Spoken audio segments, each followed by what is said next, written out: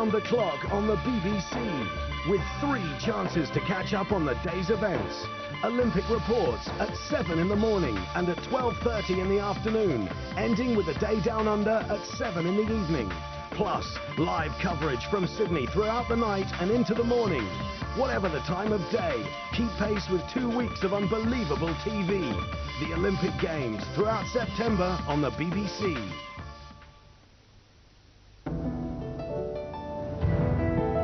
The news now on BBC One with Peter Sissions. Tony Blair arrives for Labour's conference after 2 weeks he'd rather forget. He insists the party's in good shape, despite another opinion poll setback. Diana's former aide condemns the palace for turning her into a rebel. And Redgrave joins the sporting legends with his 5th gold at his 5th Olympics.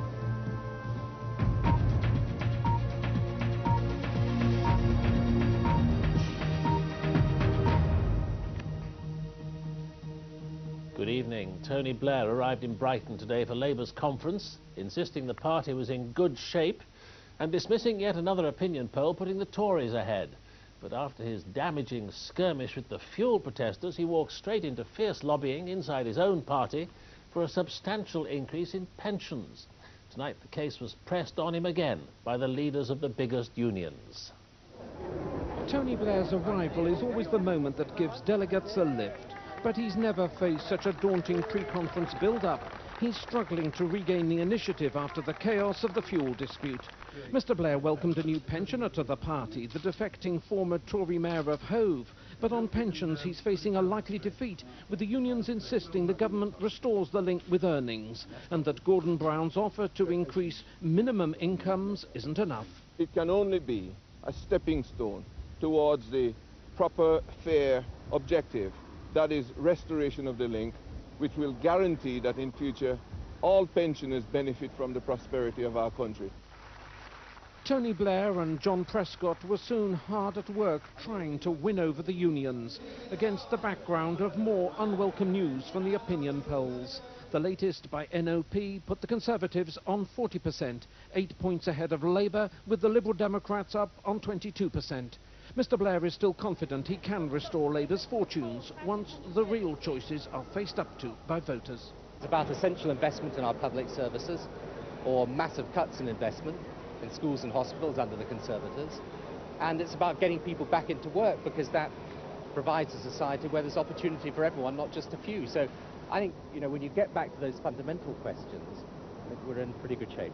The possibility of a defeat on pensions and a run of opinion polls putting the Conservatives ahead are making it an uncomfortable weekend for the Labour leadership. Hardly the kind of pre-election party conference which Tony Blair had planned for. Nicholas Jones, BBC News, Brighton.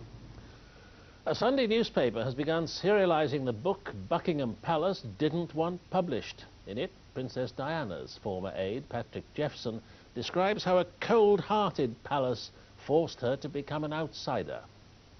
This is what has made the Queen and Prince Charles so angry. As the first extracts from Patrick Jeffson's book rolled off the presses tonight, it was clear that the royal family and the palace will not come off lightly. Mr. Jeffson, who was at the princess's side for 8 years, accuses them of turning her into a rebel. He says her behaviour was the result of a chronic feeling of rejection. As he puts it, a small handful of sugar lumps could have brought her back into the fold. His claims are curiously at odds with the views he expressed after her death, when he said the senior members of the household had been unfailingly helpful to the princess. The book says she liked the Queen, but found her small and sad. But Diana herself is criticised by her former aide.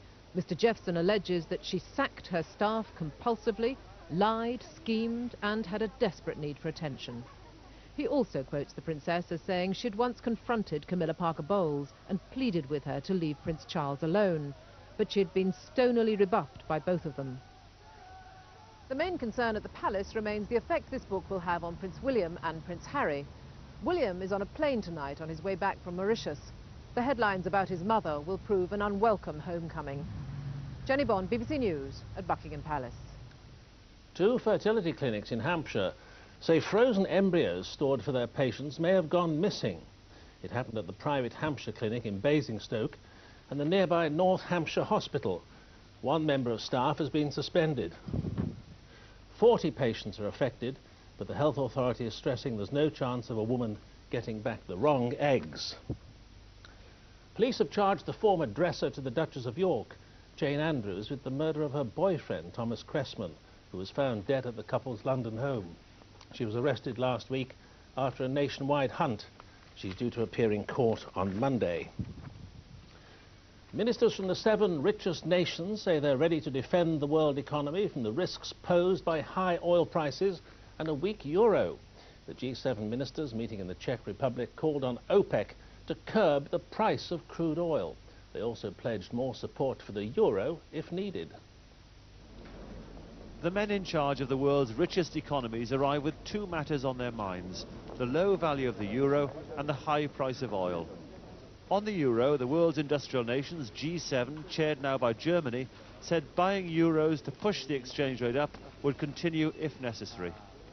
In light of recent developments, we will continue to monitor developments closely and to cooperate in the exchange market as appropriate. There's a noisy background to the conference in Prague.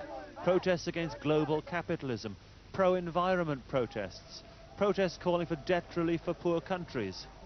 But G7 politicians also remember the protests back home from consumers of petrol who want prices down. I believe we will have support from all the major countries. I believe tomorrow when the International Monetary Fund meets and on Monday when the World Bank meets, all the countries from the developed and the developing world will take the same view that the oil producers themselves should take further action. On oil and the euro there does seem to be some unity, but intentions alone can't buck markets. These people are thinking hard about the political consequences of rising oil prices. It is, after all, their jobs which are on the line. There will be strong words from the meetings this coming week. Whether it's anything more than verbal pressure, though, remains to be seen. Stephen Evans, BBC News, Prague. Here, the Scottish National Party has elected John Swinney as its new leader. In his acceptance speech, Mr Swinney paid tribute to the outgoing leader, Alex Salmond, and he said that for the first time there was a realistic prospect of independence for Scotland. Parts of the Midlands have been affected by the worst earthquake to hit Britain in 10 years.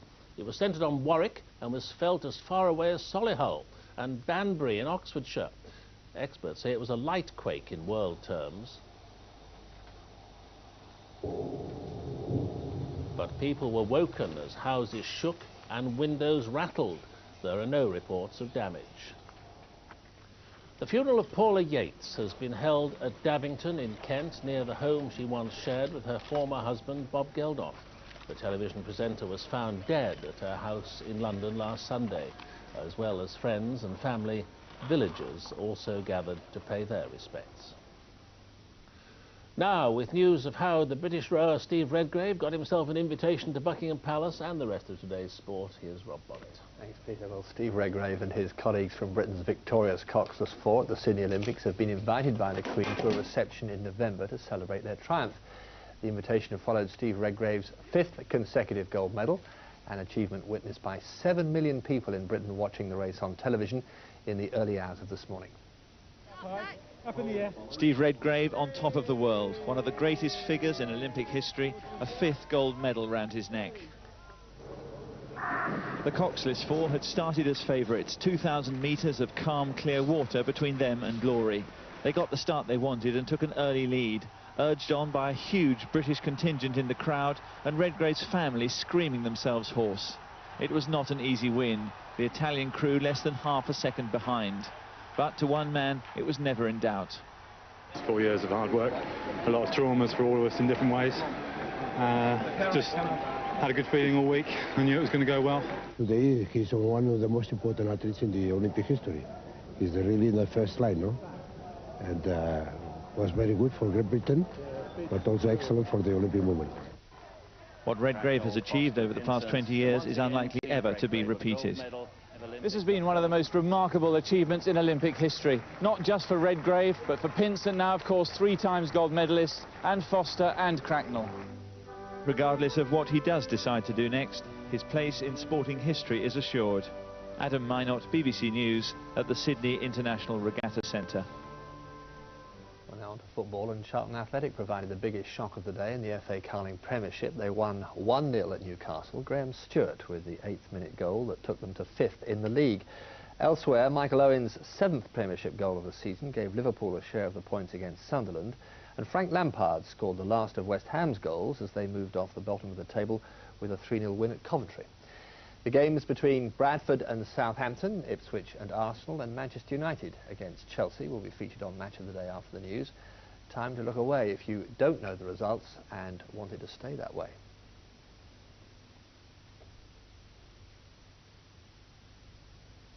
Meanwhile, in Scotland, Stilian Petrov scored the only goal as Celtic beat Dundee 1-0, and Robbie Winters scored a hat-trick to give Aberdeen a 5-3 win in a remarkable game at Dundee United. The games between Dunfermline and Hibs and Motherwell against Rangers are on Sports Scene this evening. It's look-away time once again.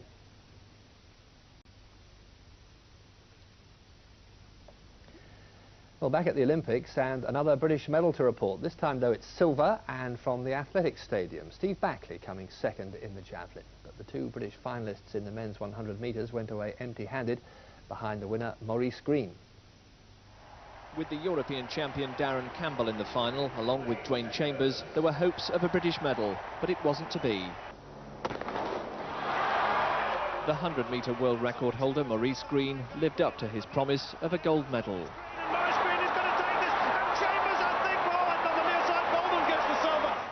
The American celebrated victory over Atto Bolden in second place, while Obadele Thompson took the bronze.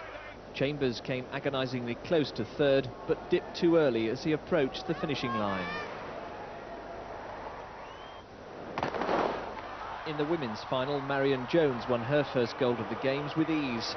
Unbeaten over 100 metres since 1997, Jones is aiming for an unprecedented 5 track and field titles in Sydney. In the javelin, Steve Redgrave secured Britain's first medal in the Olympic Stadium.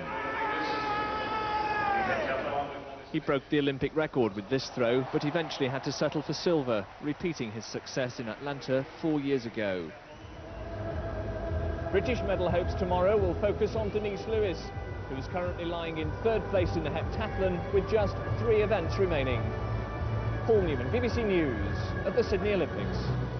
Finally, Michael Schumacher's Ferrari will start tomorrow's American Grand Prix at Indianapolis in pole position, ahead of McLaren's David Coulthard and Mika Häkkinen. Peter. And the main news tonight, Tony Blair has arrived in Brighton for the Labour conference, insisting the party's in good shape, despite another shock for Labour in the opinion polls. That's the latest. There'll be news throughout the night over on BBC News 24. But for Rob and me, good night.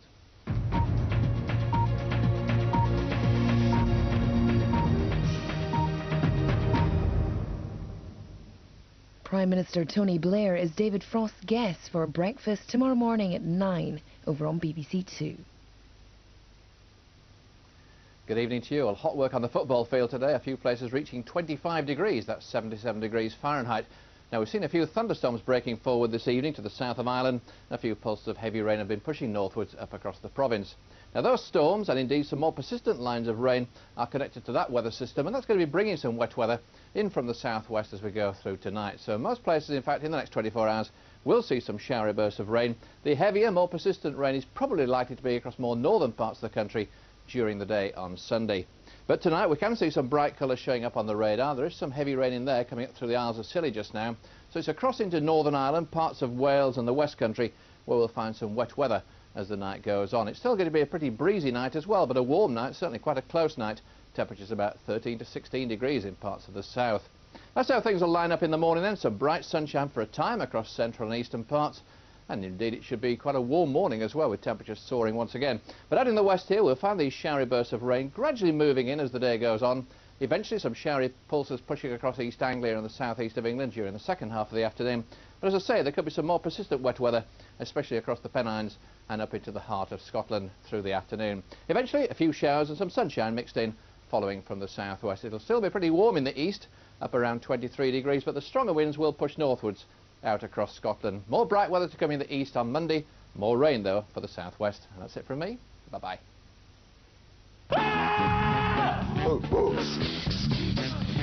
In search of enlightenment. Rama, Rama, hurry, hurry. self-improvement. How many millionaires have you actually created? Could you hypnotize me? My name's Louis. My name's Louis. What's your favorite constellation? And the perfect body. Is there a market for this? Ow! That feels quite good. But keep it real. My money don't jiggle jiggle. Louis Theroux's Weird Weekends. New series starts Monday at 9 on BBC Two. I like long dresses. Yeah, I don't mind them.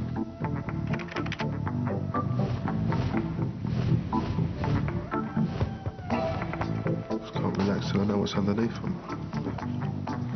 You think she's single? Yeah. I think she's with a fat little baldy as her once a week.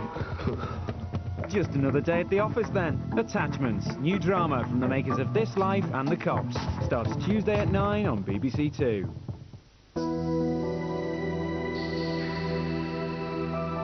Colin Jackson begins his bid for gold. Stay up late with Olympic Grandstand tonight from 11:45 here on BBC One.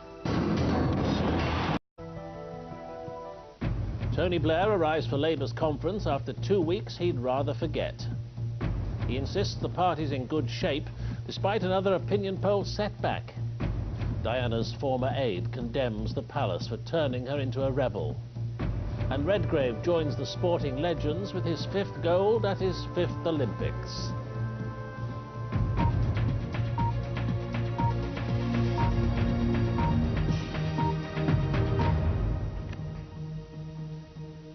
Good evening. Tony Blair arrived in against the background of more unwelcome news from the opinion polls. The latest by NOP put the Conservatives on 40%, 8 points ahead of Labour, with the Liberal Democrats up on 22%. Mr Blair is still confident he can restore Labour's fortunes once the real choices are faced up to by voters. It's about essential investment in our public services, or massive cuts in investment in schools and hospitals under the Conservatives. And it's about getting people back into work, because that provides a society where there's opportunity for everyone, not just a few. So Brighton today for Labour's conference, insisting the party was in good shape and dismissing yet another opinion poll putting the Tories ahead. But after his damaging skirmish with the fuel protesters, he walked straight into fierce lobbying inside his own party for a substantial increase in pensions. Tonight the case was pressed on him again by the leaders of the biggest unions. Tony Blair's arrival is always the moment that gives delegates a lift. But he's never faced such a daunting pre-conference build-up. He's struggling to regain the initiative after the chaos of the fuel dispute. Mr Blair welcomed a new pensioner to the party, the defecting former Tory mayor of Hove. But on pensions, he's facing a likely defeat, with the unions insisting the government restores the link with earnings, and that Gordon Brown's offer to increase minimum incomes isn't enough. It can only be a stepping stone towards the proper, fair objective. That is restoration of the link, which will guarantee that in future all pensioners benefit from the prosperity of our country. Tony Blair and John Prescott were soon hard at work trying to win over the unions. On the clock on the BBC, with 3 chances to catch up on the day's events. Olympic reports at 7 in the morning and at 12:30 in the afternoon, ending with the day down under at 7 in the evening. Plus, live coverage from Sydney throughout the night and into the morning. Whatever the time of day, keep pace with 2 weeks of unbelievable TV. The Olympic Games throughout September on the BBC.